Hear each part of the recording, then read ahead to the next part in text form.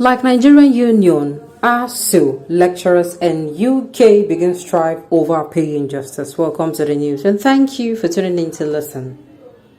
On pension, it is understood that the union and the UK government had been in a lingering face-off for over a decade.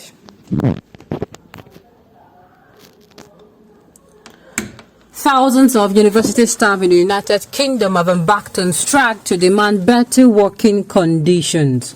So if in case you've not heard, once upon a time, again in Nigeria, there is also strike for 1 month. We are sincerely hoping that it does not even get to 1 month and something is done about it. And this time around, they are not promised, but the government actually goes on to fulfill her promise. Even though we know that they have been screaming, there is no fund, they've been borrowing. Please. The educational system is a system that should not be toyed with because it is where our future generations are being made. Believe me or not. The family, number one. Number two, the educational system.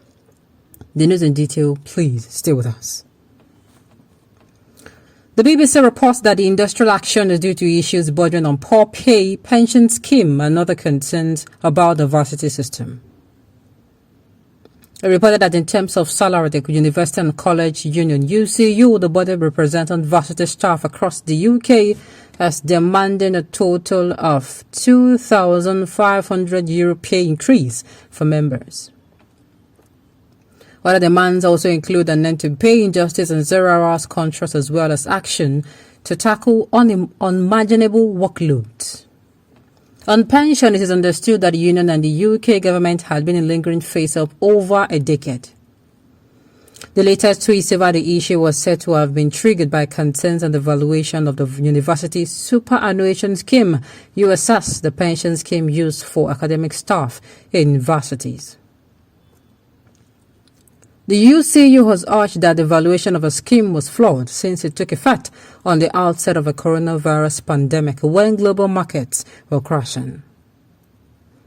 The union also says sustaining the new arrangement will take a toll on its members' guaranteed retirement income by 35%. It is understood that industrial action will hold for 10 days and spread across 3 weeks. The first week of a strike, which would address pension-related issues, is built to hold in 44 varsities across the United Kingdom between February 14th to February 18th. This will be followed by a 2-day march scheduled for February 21st and 22nd across 68 institutions over pensions, pay and working conditions.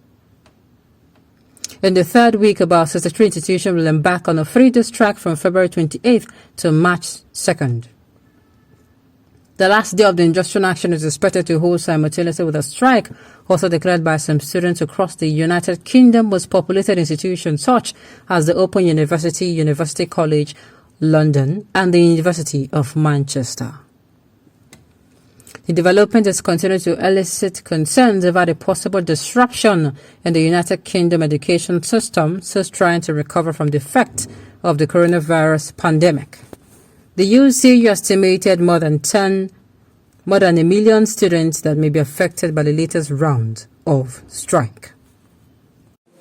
So United Kingdom, not be only here. It is not only here in Nigeria that the education system is being marginalized. Let me use marginalized now, or is being is being underpaid. Yes. So it's not only in Nigeria. I don't know whether I like it or not. After the family comes to school, why? Children get to spend like years in school. Like compared to before, when a child will get to 8 years old, those time your hand will have to cross over to your ear before they now say, oh, you can go to school, compared to now. Now you see a child as young as 1 year and 6 months already in daycare and school. Why? Because the parents are actually making sure that they're able to make ends meet to sustain the family, to keep the family going.